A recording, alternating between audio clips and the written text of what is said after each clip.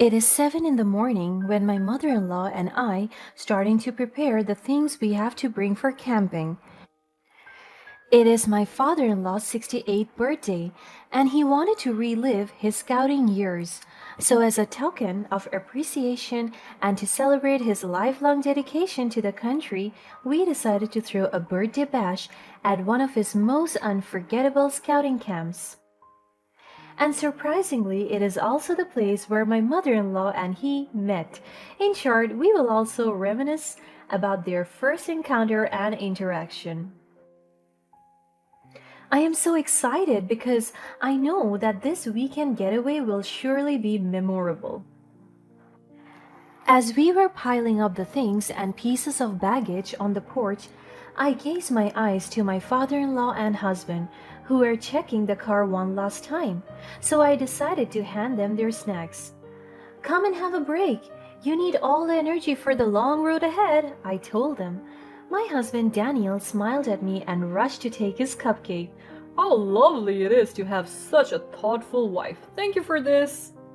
My father-in-law Dexter took a sip of his lemonade as well, but his eyes were still fixated on the car's engine. How was it? I asked.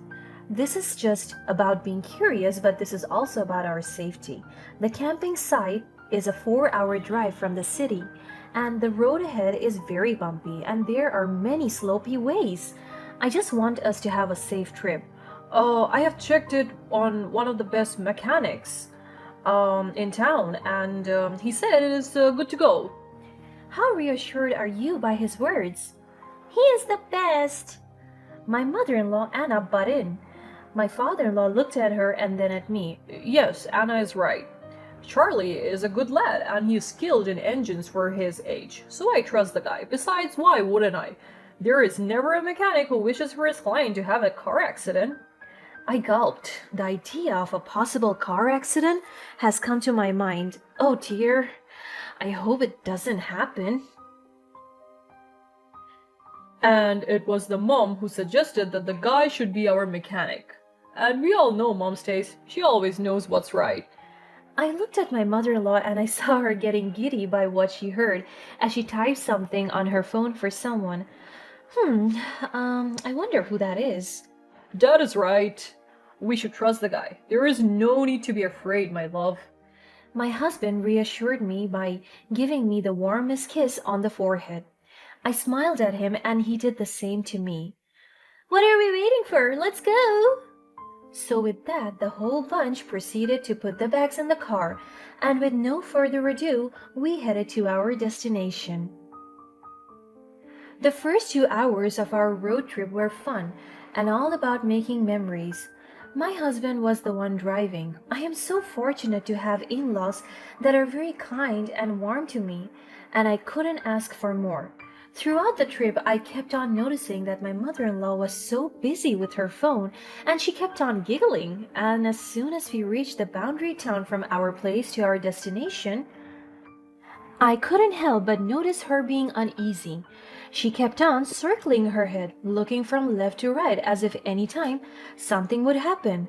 This one is an epic road trip, one for the books. As we continue to sing along and have fun, I never thought our family trip would at any time take such a dark turn. Or am I speaking too soon? We stopped by a gas station to refuel and get some snacks, while my mother-in-law was using the restroom. It's been 15 minutes, and she was still inside, so I decided to check on her. But as I was about to knock on the restroom door, I heard her talking to someone on the phone. Yes, I will. I'm sure that I am safe at the back. Don't worry. Everything is going smoothly as we planned. I raised an eyebrow as I heard her say those words. What does she mean? Yes. It's all falling into place. The accident will happen as planned. We need to ensure everything appears like a random event. My eyes widened in shock, my heart pounding in my chest. Once the chaos ensues, we'll make our escape. Hawaii will be the perfect destination to start a new life together. Oh God, I can't wait enough to leave this wretched life. I hate my husband so much and his nonsense behavior. I also hate my daughter-in-law. Her smile and fake kindness irritate me, and she is influencing my son into her pretentious behavior. I don't care about them anymore. I just want to be with you, babe. My grip tightens on my phone as I tried my best to record everything audibly. I could feel my breath catching in my throat. Remember, make it look like a regular car accident, no suspicions. We can't afford to make any mistakes. My mind raced, connecting the dots, realizing the extent of the betrayal. She wants us to be involved in a car accident? She's a monster, and she is having an affair? Your company car will be the ticket to freedom. No one will suspect a thing. Just ensure it's prepared and ready for our getaway. My anger intensified and my grip turned into a clenched fist. Oh, my son and his wife will never suspect a thing. They're too caught up in their own lives to notice the truth. And on top of that, they're stupid to know. As soon as I heard her getting ready to get out, I moved a few meters away so that she wouldn't suspect a thing. I composed myself as I took a deep breath. She got out of the cubicle and saw me a few meters away from her. Did you wait here for a long time? She asked nervously. No, I just wanted to check with you. It's been 30 minutes. Let's go. She nodded. As I turned away, my mind raced with thoughts of how to unravel the web of deceit and protect my family from Anna's treachery.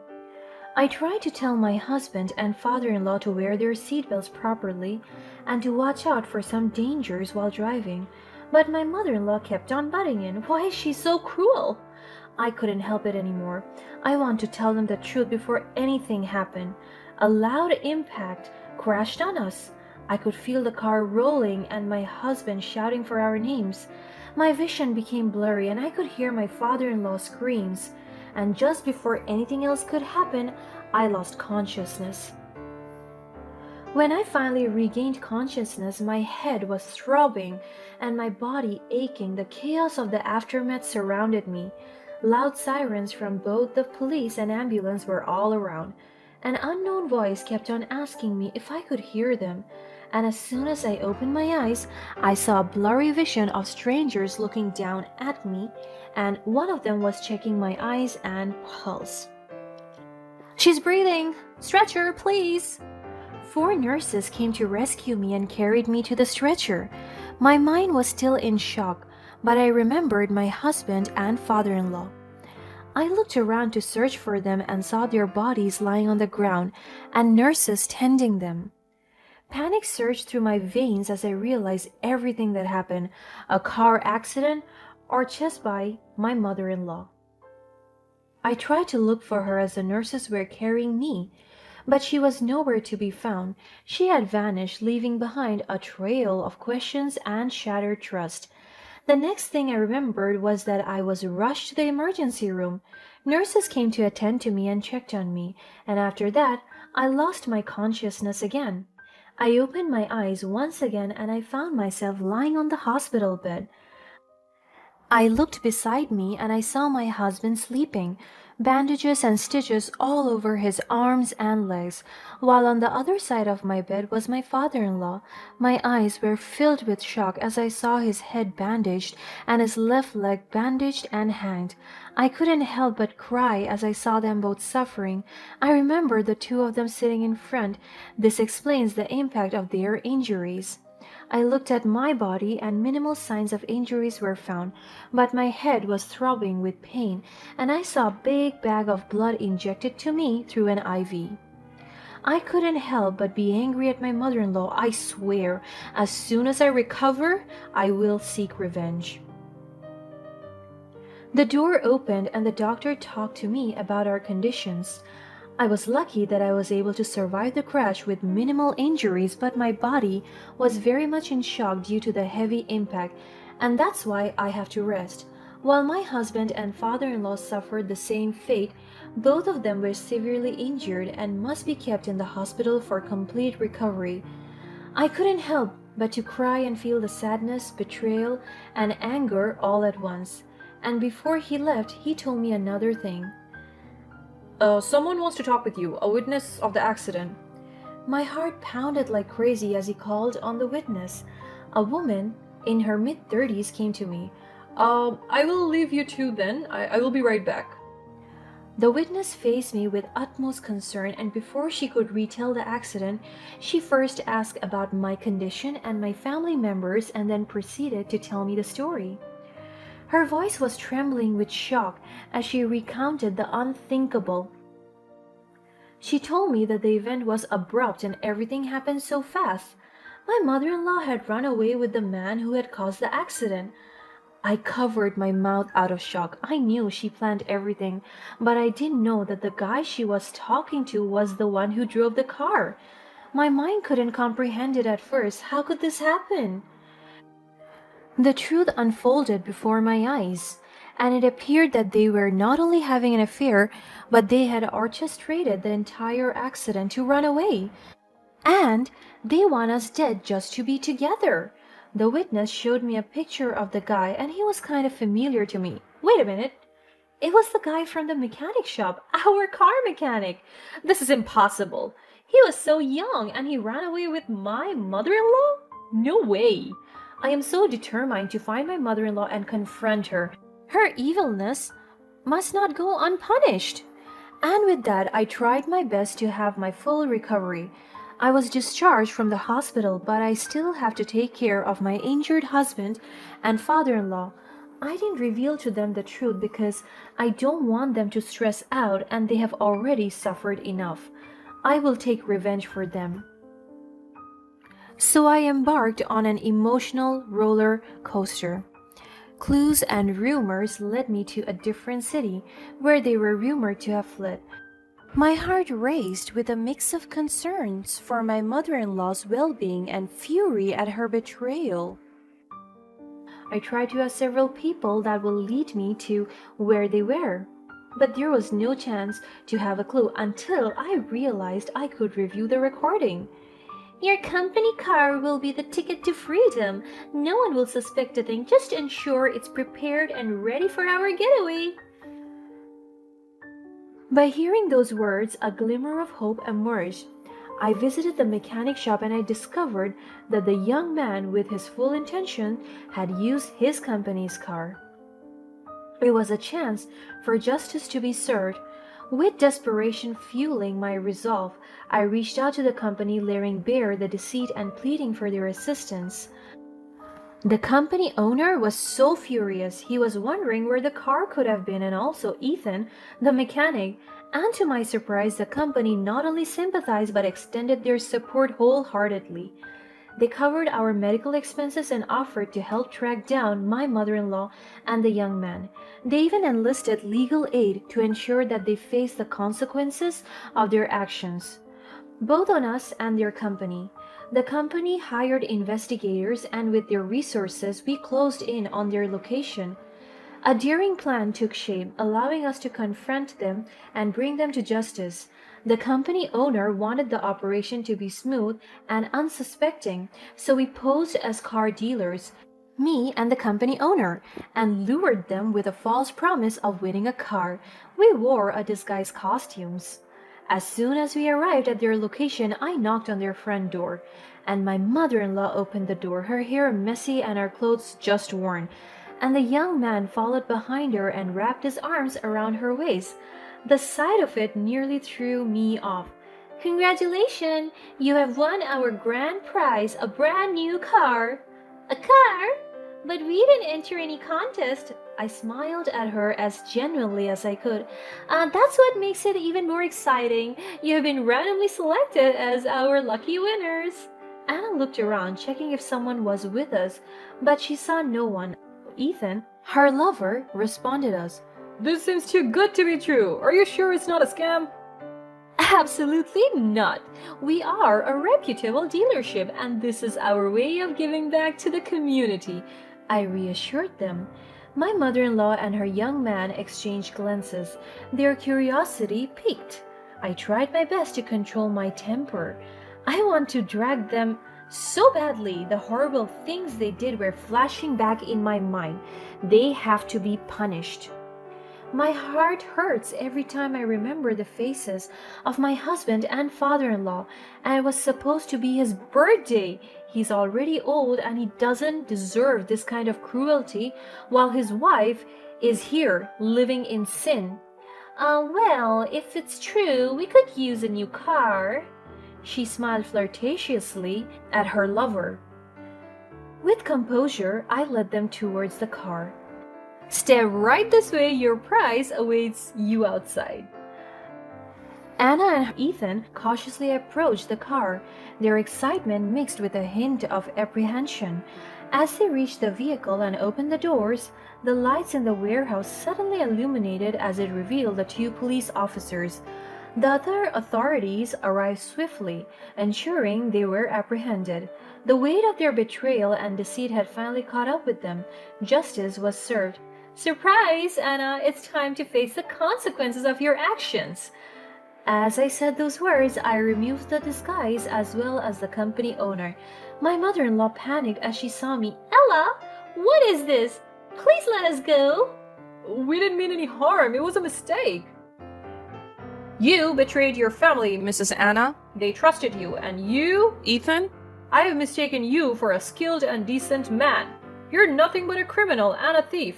You will surely rot in jail for adultery, attempted murder, and theft. The company owner instructed the officer, and they arrested them swiftly. You are both under arrest for your involvement in the premeditated accident and subsequent crimes. You have no evidence. That is not true. I threw to the ground the transcription of the recording and his picture captured by the witness, as well as the injured photos of my husband and father-in-law. Let's see each other at court. Ella, I'm sorry. I never meant for things to end like this. My mother-in-law held the hem of my dress and kneeled. Have you lost your mind?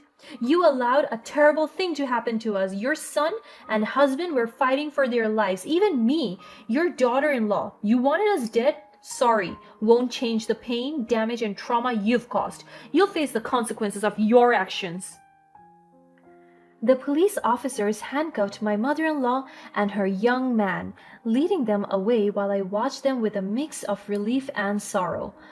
I want to go back to my family and tell them that justice has been served. In the aftermath of the ordeal, my family faced the difficult task of healing. Forgiveness wasn't easy, but it was a necessary step towards reclaiming our lives. Slowly, we began to rebuild what was broken. The legal process ran its course, ensuring that Anna and Ethan faced the consequences of their actions. As soon as my father-in-law and husband recovered, we went to family therapy and I revealed to them everything. They couldn't believe it, but I assured them that justice has been served. Our family found solace in each other's support, determined to move forward and leave this painful chapter behind. Ultimately, this traumatic journey taught me the power of forgiveness and the strength of family bonds.